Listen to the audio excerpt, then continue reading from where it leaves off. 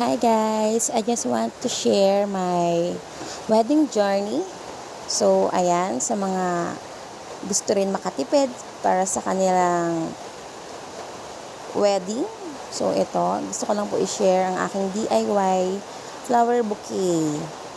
Ayan, para sa mga katulad kong vegetarian bride. So, ito, share ko lang po sa inyo.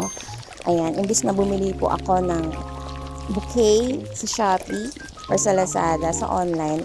So, ang taas kasi ng presyo. So, alam niyo naman, mga katulad nating mga raketera. So, ayan, nag-DIY na lang po ako.